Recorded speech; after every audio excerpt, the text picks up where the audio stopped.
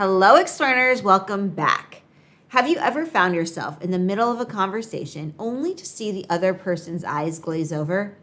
Or maybe you've been at a party and you just can't seem to keep the conversation flowing.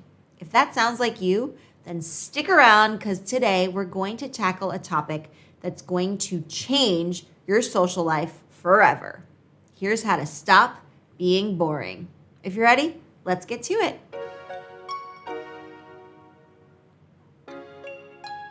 Let's start with a little secret. Everyone has been boring at some point or another. Yes, even I. But the good news is being interesting is a skill that you can learn and improve. And the very first step is understanding why we sometimes come across as boring. According to a study published in the Journal of Personality and Social Psychology, one of the main reasons people perceive others as boring is due to a lack of presence. That's right, not being fully engaged in the conversation can make you seem dull. So our first strategy is to be present. Being present means actively listening and responding to the other person. It's about showing genuine interest in what they're saying.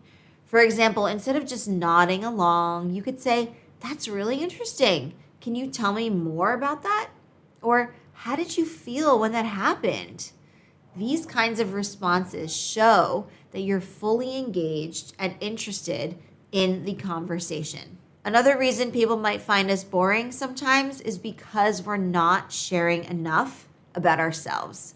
A study from Harvard University found that sharing about ourselves activates the same pleasure centers in the brain as food and money.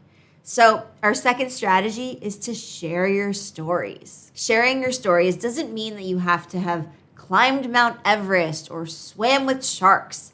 It's about sharing your unique perspective and experiences. For example, instead of saying, "I like movies," you could say, "I love movies. I recently watched this indie film that made me see things from a completely different perspective." Have you seen any good movies lately? Do you see the difference there? All right, and our third strategy is based on a study from the University of Cambridge, which found that people who ask more questions, particularly follow-up questions, are perceived as more likable. So our third strategy is to ask more questions. Follow-up questions show that you're not only listening, but you're also interested in knowing more. For example, if someone tells you that they went hiking over the weekend, you could ask, "That sounds fun. What trail did you hike? How was the view from the top? Did you have to wake up super early to get there?" Our fourth strategy is to be mindful of your social media use. You might be wondering, how does social media fit into all of this? Well, a study titled "Social Media Use and Impact on Interpersonal Communication" found that social media usage can actually affect the development of interaction and communication skills for young adults. Being mindful of your social media use means being aware of how much time you're spending on social media and how it's affecting your real-life interactions.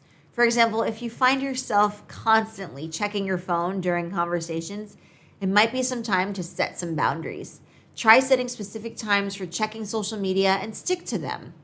This can help you to be more present during your real-life interactions. Our fifth and final strategy comes from a study titled "Analysis Influence Factors of Domination, Competency, and Interpersonal Skills in the Stakeholder Interaction to Infrastructure Project Success."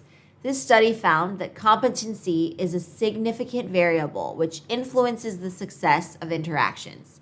So our fifth strategy is to continuously improve your competency. Improving your competency means continuously learning and growing in your areas of interest and in your industry. This not only makes you more competent, but also more interesting to talk to. For example, if you're passionate about photography, you could take a photography class or read photography books.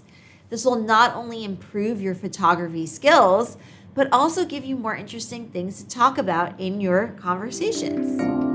Now, I know what you're thinking. These strategies sound great, but how can I practice them? Well, I've got just the place for you. Explearning Academy. It's our very own communication community where we have live workshops each and every week and opportunities to practice speaking and communicating and sharing our ideas.